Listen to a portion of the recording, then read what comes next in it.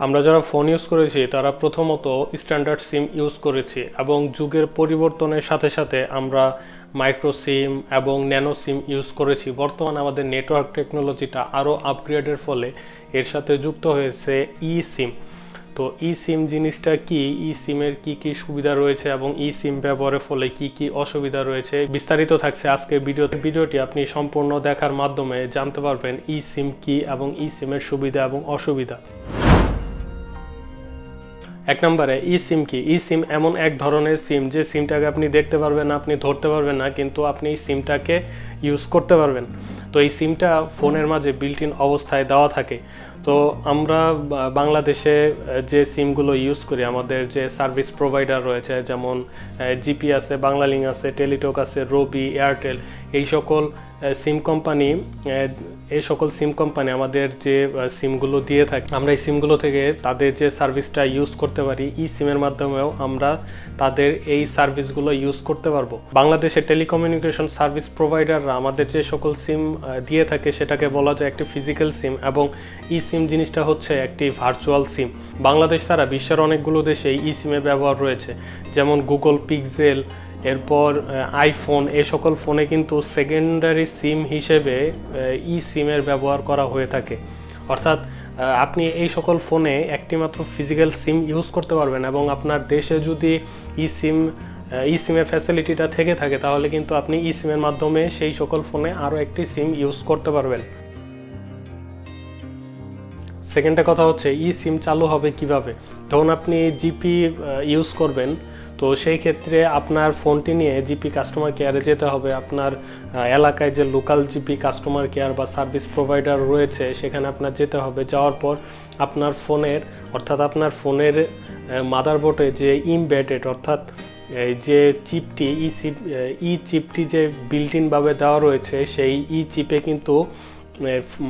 চিপে কিন্তু কোনো প্রোগ্রামিং ডাটা নেই, যার জন্য আপনার এই ফোনে অর্থাৎ আপনার এই চিপে কোনো নেটওয়ার্ক সে দেখাতে পারছে না। তো আপনি যখন এই ফোনটি নিয়ে সেই সার্ভিস প্রোভাইডারের কাছে যাবেন, সেই কাস্টমার কেয়ারে যাবেন, যাওয়ার পর তারা এই ই সিমের মাঝে তাদের কিছু প্রোগ্রামিং ডাটা রয়েছে, যে ডাটাটা তারা এই চিপের মাঝে দিয়ে দিবে। তো এই চিপের মাঝে এই ডাটাটা দেওয়ার ফলে সে চিপটা বুঝতে পারবে যে এখানে জিপি ডাটাটা দেওয়া হয়েছে।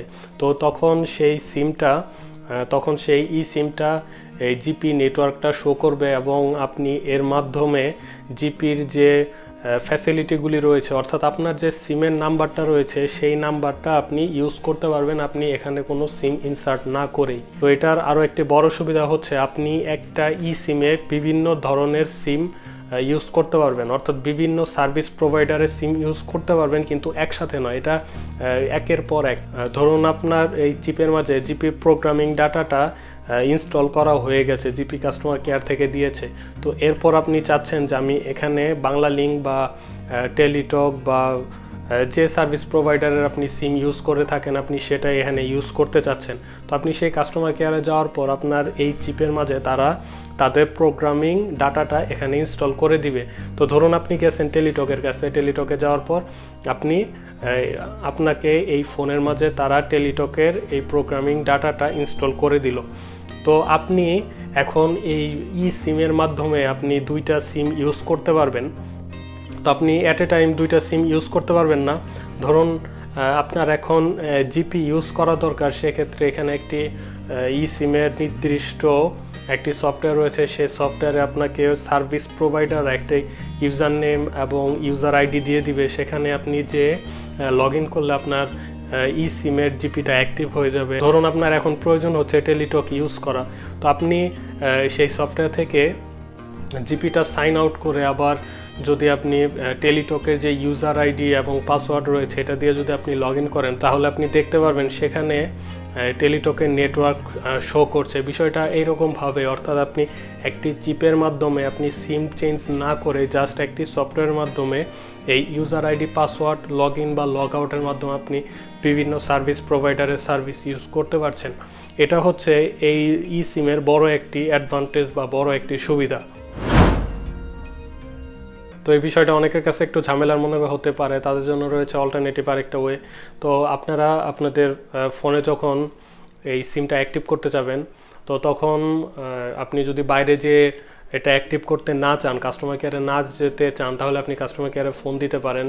বিভিন্ন টেলিকমিউনিকেশন সার্ভিস প্রোভাইডারের বিভিন্ন হেল্পলাইন নাম্বার রয়েছে, আপনি সেখানে কল দিতে পারেন। কল দেওয়ার পর আপনি বলতে পারেন যে আমি অমুক সিমটা আমি অ্যাক্টিভ করতে চাই। সেক্ষেত্রে তারা আপনার মেইলে সেই একটি ওআর কোড পাঠিয়ে দেবে, ওআর কোড কিউআর কোড পাঠিয়ে দিবে। তো আপনি সেখানে স্ক্যান করার মাধ্যমে আপনি কিন্তু এই প্রোগ্রামিং ডাটাটা অটোমেটিকলি এই চিপের মাঝে ইনস্টল করে ফেলতে পারবেন।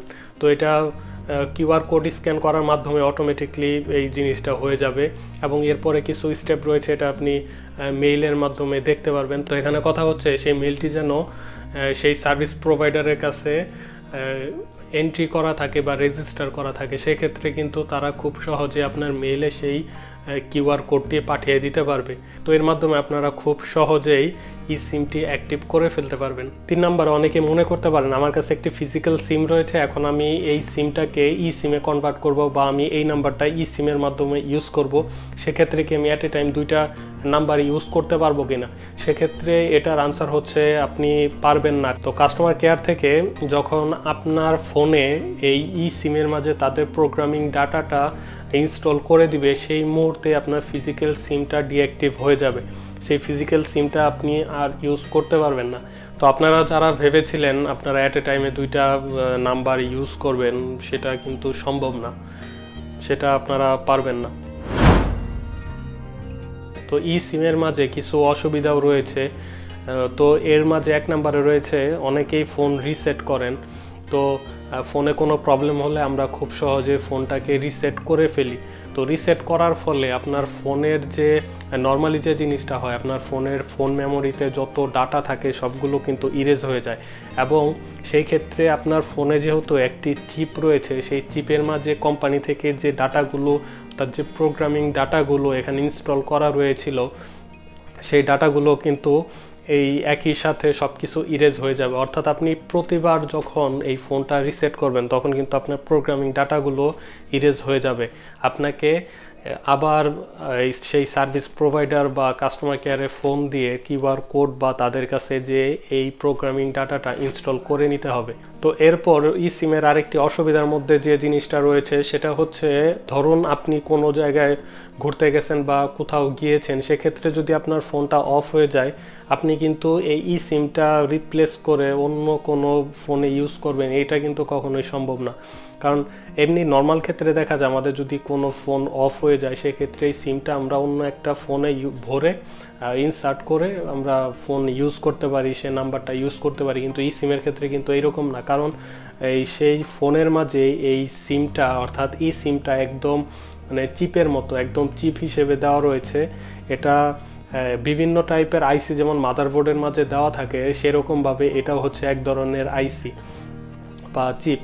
তো আপনার ফোন যদি কোনোভাবে অফ হয়ে যায়, তো আপনি সেই নাম্বারটা আপনি ইউজ করতে পারবেন না। অর্থাৎ আপনি কোনো জায়গায় ঘুরতে গিয়েছেন, আপনার ফোনে চার্জ না থাকার কারণে আপনার ফোনটা অফ হয়ে গেল, সেই ক্ষেত্রে কিন্তু আপনি ওই নাম্বারটা আর ইউজ করতে পারছেন না সেই সময়। তো ই সিমের আরেকটি ডিসঅ্যাডভান্টেজ হচ্ছে, আপনি যখন আরেকটি ফোন কিনবেন, আরেকটি ফোন ইউজ করবেন, অর্থাৎ আরেকটি ফোন আপনি যখন শিফট করবেন, তখন কিন্তু সেই ফোনে আবার নতুন করে সেই প্রোগ্রামিং ডাটাগুলো ইনস্টল করে নিতে হবে। তো এর আগের ফোনে আপনি ডাটাগুলো ইরেজ করে এরপর নতুন ফোনে আপনি কাস্টমার কেয়ার বা যেভাবে এই ডাটাগুলো প্রোগ্রামিং ডাটাগুলো সেই সিমের চিপের মাঝে ইনস্টল করতে হয়, আপনারা সেইভাবে আবার নতুন করে ইনস্টল করে নিতে হবে।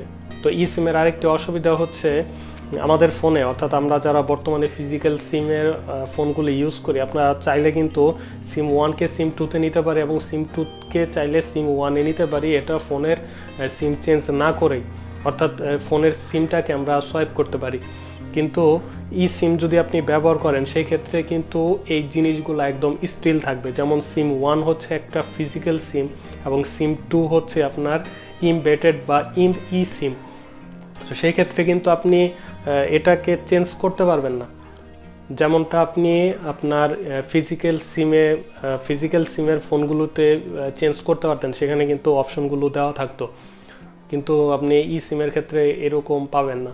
তো আমি মনে করি ই সিমের ক্ষেত্রে এরকম করার কোনো দরকারও হয় না, আর এটা আসলে এরকম করা সম্ভব না, কারণ দুইটা হচ্ছে দুই ক্যাটাগরির সিম, একটি হচ্ছে মাইক্রোচিপ এবং আরেকটি হচ্ছে আপনার ফিজিক্যাল একটি সিম।